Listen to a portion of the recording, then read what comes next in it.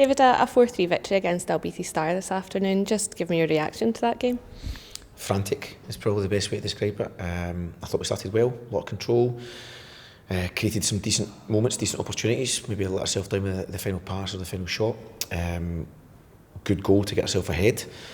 From Tony, obviously good. We spoke about we always want runs against the back line. We always want to make sure our front three challenge the back line, whether the player in possession uses them, that's their choice. But anytime we look forward and the option to play there exists, we have to make sure we threaten the line. Not with everybody, but at least two runners. And we obviously Tony gets his goal from that similar sort of position.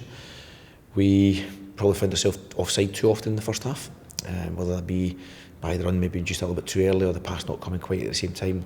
That's up for the debate. That's something we can look at.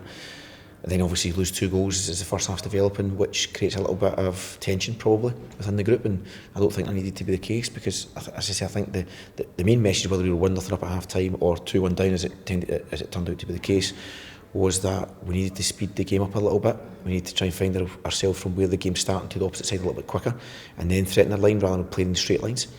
So we tried to speak out the second half and tried to spend a bit more time in the second half in their half. We did it at times, but not quite as frequently as what we were used to. But the half-time message was, you're now 2-1 down, you've got 45 minutes to go.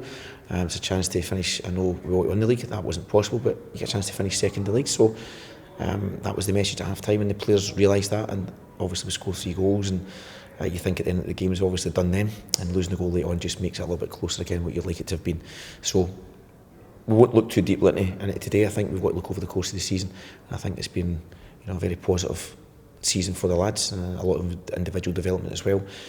But today, as I say, frantic is the best way to describe it, which is not something that's been the case too often this season. And you touched on it there, it's obviously the last game of the Lowland League season. How do you reflect on this year and the benefit that it's had for the players? I think it's been a good learning curve. I think the exposure into a sort of competitive men's environment is good for them. Obviously the games are varied in terms of the level of challenge, but every game's presented a challenge in a different way. Even though we might have spent a lot of time in possession at times, in some of the games the goals maybe have not come quite as freely as what they might have done in other games, so there's got to be patience. We've had to defend the box probably more frequently than what we'd have in other games as well. There's always been a threat and attacking sense, whether it be from set plays or just an experienced forward who knows how to kind of make it difficult for our back line. So I think there's been a mixture of learning in there that we've enjoyed, and it's up to the players now to take that going forward. I think the other bit as well that's important, player progression is always going to be our challenge. And when you look at the players that we've had having made their debut or played more minutes with the first team, Leon, Charlie and Alex, and you look at others who've had more opportunities to go and train as well, that in itself gives you the reason why this B team is really important for us. We want players to get opportunities to challenge themselves within their first team environment, and to do that when they're in our building, in our environment, and getting challenged and still try to play our way against teams who will make it difficult for us. So there's been a lot of different situations that's been important to us, and we've not mentioned the fans here as well. You look at the amount of fans we've had turn up and the media exposure to the players. The opportunity to play in front of quite a number of fans at both Old Firm games has been important for us as well. So many different factors in there, and we certainly appreciate the fact that we've been allowed to play in this programme, and we certainly hope going forward that will continue to challenge us.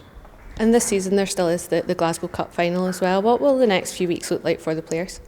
Well, we have to obviously wait for the date to be confirmed for that, but in between times, before the game and after the game, we will put some challenging games in there. We'll try and find opportunities to play maybe 1 or 2 best games in there to keep the players challenging. I know the league programme is always something people keep looking at, but we need to look beyond that. It's about all the different factors around that as well. If we can get good challenges in and around those games, then we'll take them. We'll prepare for the Glasgow Cup game when it comes along, and we'll certainly keep the guys in line in terms of the training programme, in line with what the first team are doing just now as well, so that if anything's required, then our lads are ready to go and work in if required.